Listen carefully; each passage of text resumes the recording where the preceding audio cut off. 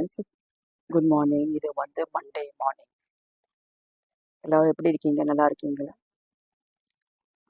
Friends, நான் இப்போ என்ன சொல்ல வரேன்னா, நான் இதுக்கு முன்ன 2 வீடியோ போட்டிருந்தேன். ஒன்று வந்து ஆடி பத்தி bank and post office and PPF. இதில் ஏதாவது உங்களுக்கு ஏதாவது கொஸ்டின் இருக்கும், ஏதாவது டவுட் இருக்குன்னா ப்ளீஸ் எனக்கு கேளுங்க. நீங்கள் அதை நான் வந்து ரொம்ப டீட்டெயிலாக எக்ஸ்பிளைன் பண்ணுறேன் நான். ஸோ வேறு நான் என்ன சொல்ல வரேன்னா, நம்ம வந்து ஒரு முக்கியமான விஷயம் நான் இந்த இந்த இந்த வீடியோவில் முக்கியமான விஷயம் ஒன்று சொல்ல நான் விரும்புகிறேன்.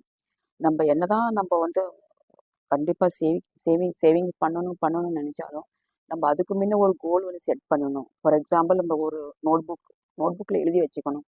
இப்போ நம்ம வந்து ஒரு அடுத்த வருஷம் இந்த அடுத்த வருஷம் இந்த மாதத்துல இந்த செலவு நம்மளுக்கு வரும், கண்டிப்பாக வரும்.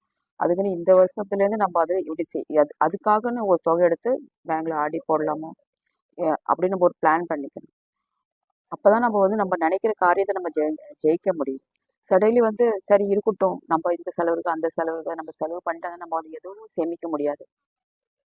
இதை நான் சொந்த அனுபவத்தில் சொல்கிறேன் ஃப்ரெண்ட்ஸ். ஏன்னா நம்ம வந்து நிறைய தான் நம்ம சம்பளம் கிடைச்ச உடனே நம்ம சொல்லுவோம் நம்மளுக்கு இப்போ சம்பளம் கிடைச்சிருச்சு, நம்ம இது வாங்கலாம் அது வாங்கலாம். அது தப்பு. சம்பளம் கிடைச்ச உடனே நம்மளுக்கு தேவையானது எல்லாத்தையும் நம்ம வந்து டிவைட் பண்ணணும். இது வந்து குழந்தைக்கு வந்து ஃபியூச்சருக்காக நான் சேவிங் பண்ணுறேன் ஆடி. இது குழந்தைக்கு வந்து அடுத்த வருஷம் ஃபீஸ் கட்டணும் இந்த மாதம். இது வந்து நம்மளுக்கு அடுத்த வருஷம் வந்து பிபிஎஃப் அமௌண்ட் கட்டணும் டிசம்பர் மாதம். இது வந்து அடுத்த வருஷம் மே மாதம் நம்மளுக்கு வந்து வெக்கேஷன் டூர் போகணும். அப்படியே நீங்கள் டிவைட் பண்ணி ஆடி போட்டால் தான் உங்களுக்கு அந்த மாதத்துல ஒரு கிடைக்கும் ஒரு சந்தோஷம் வேணுங்க. பரவாயில்ல, நம்ம வந்து சேவிங் பண்ண இப்போ நம்மளுக்கு ஒரு அமௌண்ட் கிடைச்சிருச்சு. நம்ம இப்போ வந்து நினைக்கிற வந்து கோல் வந்து நம்ம ஒழுங்காக செட் பண்ணலான்னு உங்களுக்கு வந்து எந்த ஒரு டென்ஷன் இருக்காது. யார்ட்டையும் போய் கேட்கறது நம்மளுக்கு வந்து தயக்கிறது நம்ம வந்து செலவு பண்ணலாம். ஸோ அதுக்குன்னு நான் என்ன சொல்ல வரேன், நீங்கள் வந்து முதல்ல வந்து ஒரு செட் பண்ணணும். ஒரு புக்கில் எழுதி வச்சுக்கணும். நான்லாம் அப்படி தான் செய்கிறேன்.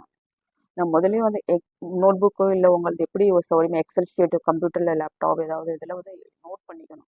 இதெல்லாம் நம்ம இப்படிலாம் செய்கிறோன்னா நோட் பண்ணிக்கணும். அப்போ தான் நம்ம வந்து அதை வந்து ஃபுல்ஃபில் பண்ண முடியும். இது ஒரு முக்கியமான விஷயம் நான் சொல்ல விரும்புகிறேன் இந்த வீடியோவில். செகண்ட் திங் வந்து நம்ம எக்ஸாம்பிள் இப்போ நம்ம வந்து ஒர்க் பண்ணுறோம்.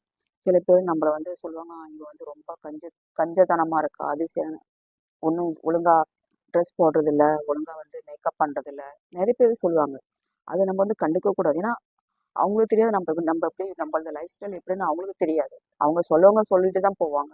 ஆனால் நம்ம வந்து எப்படி நம்ம அதை எதிர்கொண்டு போகிறோம் நம்மளுக்கு தான் தெரியும். ஸோ அதை காதில் வாங்கவே கூடாது. யார் என்ன சொன்னாலும் காதில் வாங்கக்கூடாது. நம்ம வாடுக்கு நம்ம லைஃப்பை எடுத்துக்கிட்ட போனால் தான் நம்ம வாழ்க்கையில ஜெயிக்க முடியும். என்ன என்ன எடுத்தாலும் இல்லை, எனக்கு பின்னால் நிறைய பேர் 1000 பேர் 1000 சொல்கிறாங்க. எதையும் கண்டுக்காது. நான் இதான் நினைப்பேன், அவங்க சொல்றதுல எனக்கு ஒரு நல்ல ஒரு பாடமாக நினச்சிக்கிட்டு தான் நான் வாழ்க்கையை முன்னிட்டு நான் போகிறேன். அவங்க சொல்லுவாங்க, அவங்களுக்கு நல்லா ஒரு சந்தோஷம். நம்ம அவளை சொல்லிட்டு அவன் வந்து கீழே இறங்கி போயிடுவா, ஒரு நல்லா வேலை செய்ய மாட்டேன். ஆஃபீஸில் நிறைய பேரும் சொல்லுவாங்க. ஆனால் வந்து நான் அதையும் கண்டுக்கிறது இல்லை. எனக்குன்னு ஒரு கோலுக்கு தான், அந்த கோல் நான் செட் பண்ணி தான் நான் அது உழைக்கிறேன். நம்ம எதுக்காக காலையில் ஏஞ்சி ஓடி ஓடி ஓடி பறக்க பறக்க வந்து ஆஃபீஸ்க்கு வரோம். நம்மளுக்கு ஒரு செட் இருக்குது. இப்போ எனக்கு வந்து இப்போ 49 வயசு முடிஞ்சிடும். இப்போ வர 26ஆம் தேதி எனக்கு வந்து 50வது வயசு தொடங்கும். இந்த 49 வயசுல நான் எவ்வளோ போராட்டம், எவ்வளோ கஷ்டம், எவ்வளோ அவமானத்தை நான் தாங்கி வந்துருக்கேன். எனக்கு மட்டும் தான் தெரியும். எவ்வளோ சொல்ல ஈஸியாக அவளுக்கு என்ன, அவள் வந்து நல்லா இருக்கா, வேலைக்கு போகிறா, நல்ல நகை வச்சிருக்காங்க அப்படி சொல்லுவாங்க. ஆனால் எனக்கு அதுக்கு பின்னாடி வலி வேதனை மட்டும் எனக்கு மட்டும்தான் தெரியும்.